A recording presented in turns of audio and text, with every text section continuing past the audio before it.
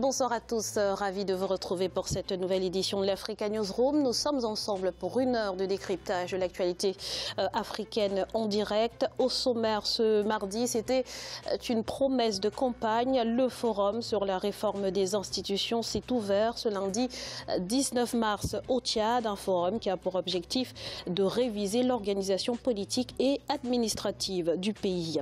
Au sommaire également, le Sénégal à l'ère du numérique. Le président Macky Sall annonce la mise à disposition d'un financement d'1 milliard de francs CFA pour accompagner les jeunes entrepreneurs. Et puis un peu de légèreté avec la 10e édition du Massa, le marché des arts et du spectacle d'Abidjan, événement auquel a participé près d'1 millier d'artistes issus de toute l'Afrique et de la diaspora. Avec nous sur ce plateau pour en parler, deux invités. Maître Adoté Blivi, bonsoir. Bonsoir madame. Vous êtes docteur en droit et avocat au barreau de Paris. Merci d'avoir accepté notre invitation. Le plaisir est pour moi. Avec nous également monsieur Abdelkerim Yacoub Koudomgomi. Bonsoir. Bonsoir. Vous êtes membre du mouvement citoyen Impact, projet pour une alternance crédible au Tchad. Merci d'être avec nous sur ce plateau. Merci pour l'invitation. Sans oublier notre éditorialiste Jean-Marie Bitomo. Bonsoir Jean-Marie. Bonsoir Graziella et ravi de vous retrouver sur ce plateau. Bonsoir à nos téléspectateurs et téléspectatrices. On démarre tout de suite avec l'actualité politique.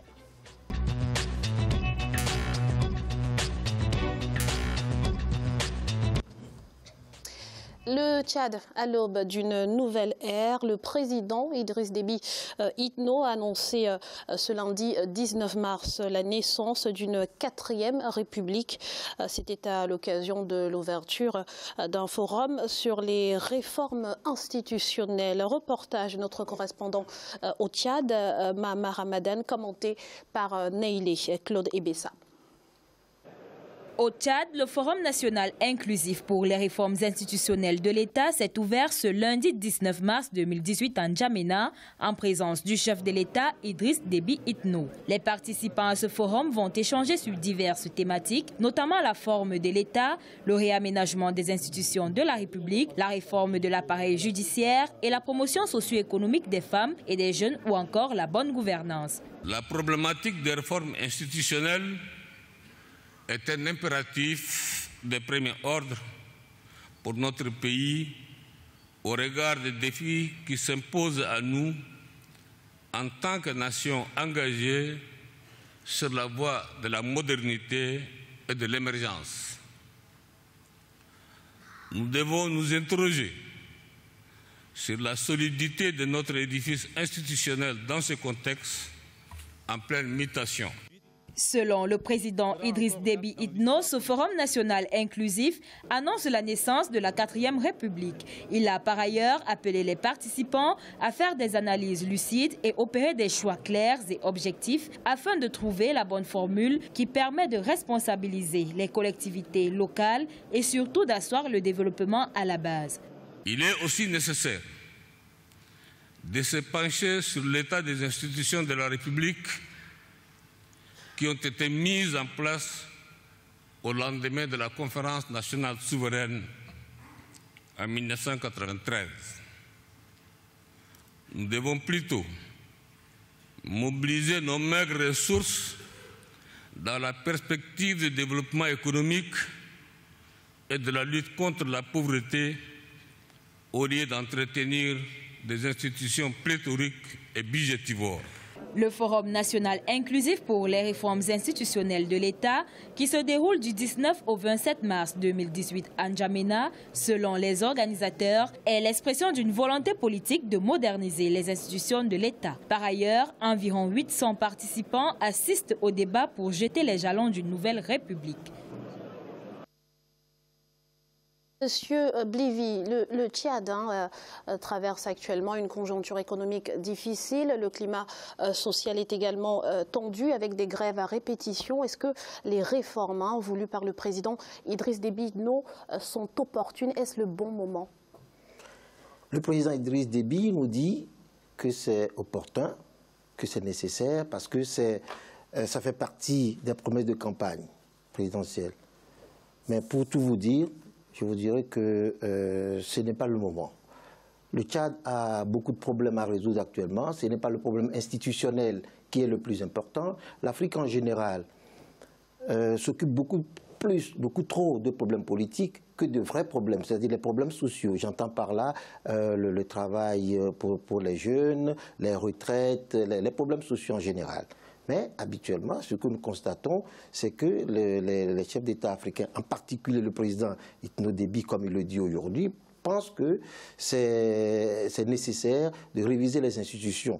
Et j'ai entendu dire, c'est vrai ou c'est pas vrai, je n'en sais rien, qu'on tend vers la création d'un Sénat. Il dit déjà que les postes, les éléments qui sont là sont budgétivores, mais on tend encore vers la création d'autres institutions encore plus budgétivores. Nous allons avoir l'occasion de revenir justement sur ces différents points. Jean-Marie, il n'empêche que c'était une promesse de campagne, donc il fallait s'y attendre hein, finalement à ces réformes institutionnelles.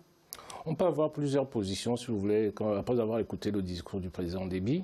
C'est que, vous-même, vous avez posé la question, Graziella, est-ce des réformes opportunes?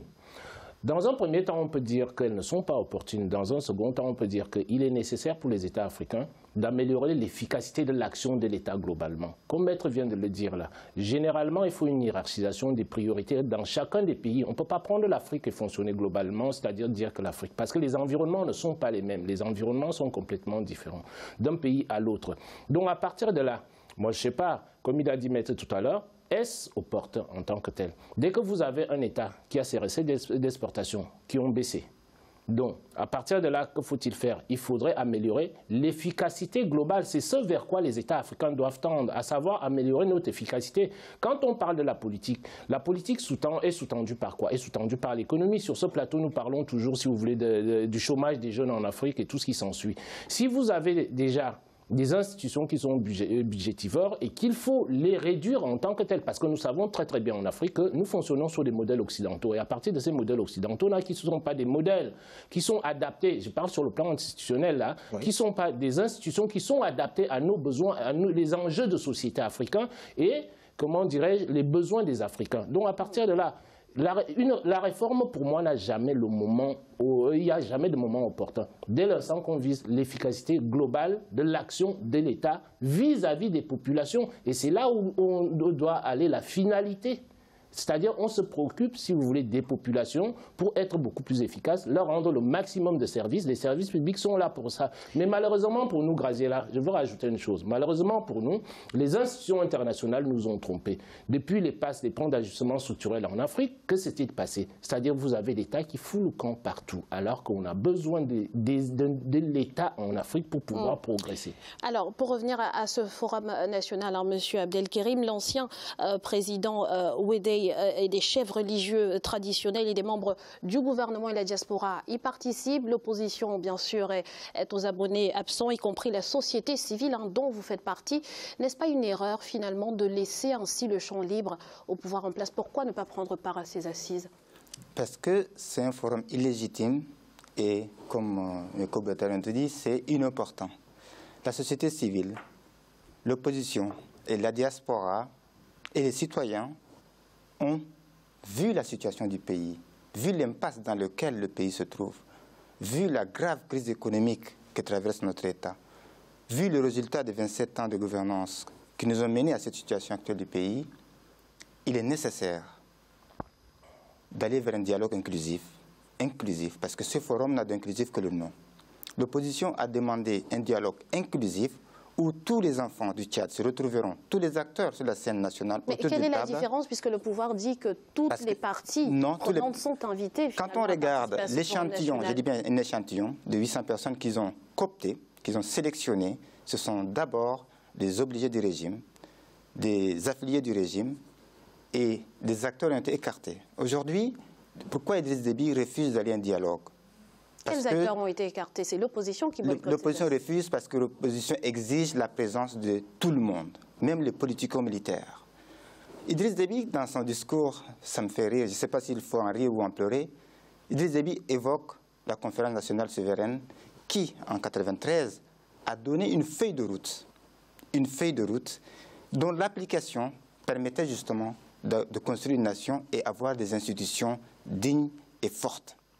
En 27 ans, Idriss Déby a tout mis en place pour déconstruire cette feuille de route qui a affaibli nos institutions, qui a personnalisé les institutions à sa gloire et à sa personne pour lui permettre de s'éterniser au pouvoir. Et aujourd'hui, une fois qu'il est arrivé dans l'impasse, où son départ est la seule solution à notre pays, il essaie de se précipiter pour vouloir appliquer ou proposer un simulacre de dialogue inclusif ou de forum inclusif pour éviter d'arriver justement à ce dialogue. Parce qu'en arrivant à ce dialogue, ce sont cette turpitude et cette malgouvernance qui va être mise en place et son départ sera vraiment l'élément qui fera avancer notre pays. C'est-à-dire notre invité Graziella, je ne suis pas tout à fait d'accord avec lui. Déjà, vous avez dit que j'ai estimé que les réformes étaient inopportunes. Je ne l'ai pas dit. Donc ne me faites pas dire ce que je n'ai pas dit, c'est lui qui l'a dit. Donc à partir de là, je vous ai dit que dans une nation... Vous l'avez bien dit, inopportune parce que c'est en crise économique. C'est ce que vous l'avez dit. Et c'est vrai. C'est votre point de vue. Monsieur Abdelkarim, on va laisser Jean-Marie terminer. Vous avez le droit d'avoir votre point de vue que pour vous, les réformes sont inopportunes en tant que telles. Mais je voudrais répéter une chose. Vous voyez toutes nos oppositions africaines. Vous n'en faites pas exception au Tchad. Toutes nos oppositions africaines, c'est-à-dire sont toujours des oppositions sur lesquelles, quand on discute de nos problèmes africains, qu'est-ce qui se passe à chaque fois? Les oppositions, si vous voulez, se retirent d'elles-mêmes. Après, elles se mettent à critiquer le système en place, alors que la logique voudrait que... Attendez, la logique voudrait qu'on aille s'asseoir. Monsieur Abdelkarim. Dans quelles conditions?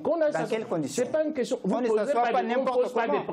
pose pas des préalables, à une discussion nationale qui concerne toutes les populations. Vous ne pouvez pas me dire que vous avez la science infuse là-dessus. Messieurs, s'il vous plaît, on s'en fout. Vous n'avez pas la science infuse là-dessus. Donc, à partir de là, d'abord vous asseoir. Allez-y vous asseoir. Monsieur Abdelkarim, s'il vous plaît.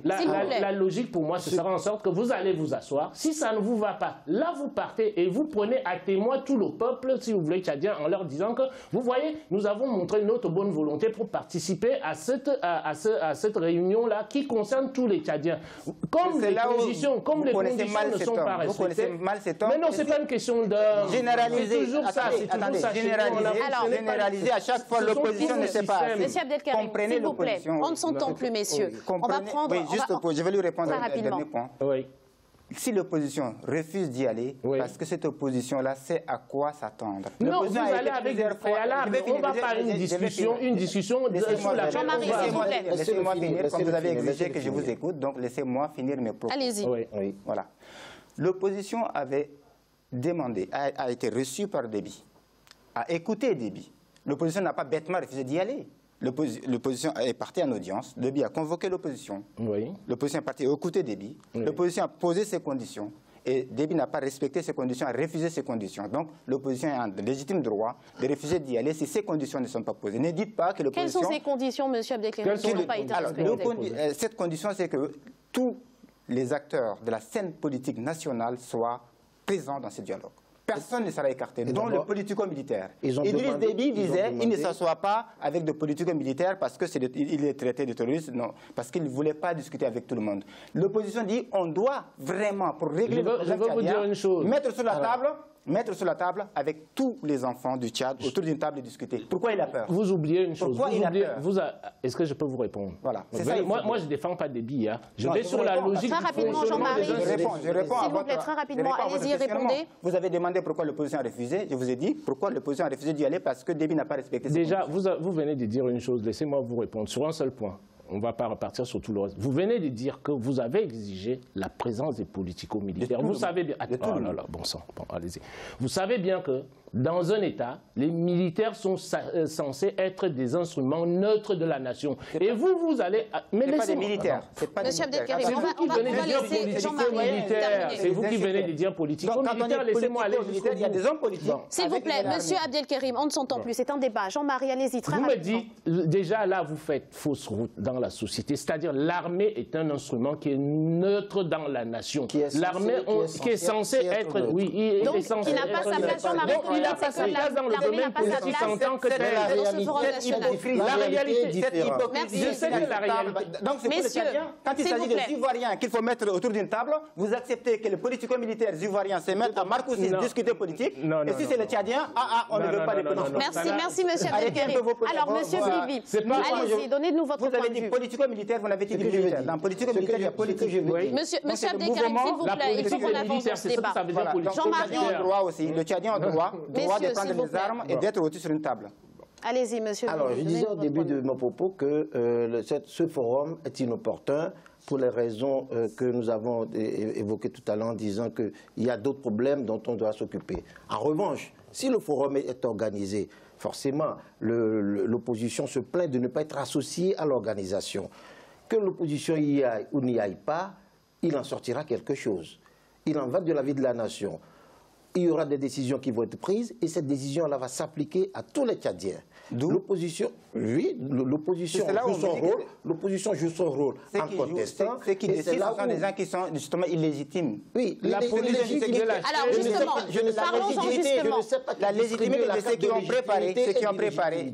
L'opposition dit quoi? L'opposition doit être associée dans la préparation. Oui, mais ça, ce n'est pas fait. Aujourd'hui, nous avons l'opposition va aller s'asseoir pour valider quelque chose dont elle n'a pas participé. Aujourd'hui, ça permettra d'avancer aussi dans le débat. Oui, il n'y aura pas de retour. Alors, si Déby impose, je comprends bien votre argumentation. Il y a un agenda caché dans ça, vous ne voyez pas. S'il vous plaît, je voudrais, Monsieur Abdelkarim, s'il vous plaît, je voudrais qu'on avance sur ce débat. Jean-Marie, s'il vous plaît, je voudrais qu'on avance un petit peu sur les points qui seront abordés au cours de ce forum, puisque ce forum devrait aboutir à un allongement de la durée du mandat présidentiel de 5 à 7 ans. Monsieur...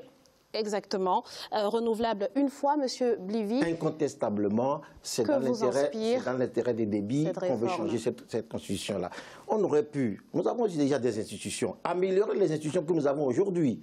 Nous n'avons pas besoin d'en créer d'autres ou bien de fortes choses. Les institutions que nous avons aujourd'hui, elles fonctionnent. Mal ou pas, elles fonctionnent quand même. On essaie de les améliorer plutôt que de chercher encore à faire un forum qui va déboucher sur de nouvelles constitutions. La constitution déjà relève normalement du peuple. Le peuple qui va voter par référendum ou bien à l'Assemblée nationale cette constitution pour mettre en place de nouvelles institutions.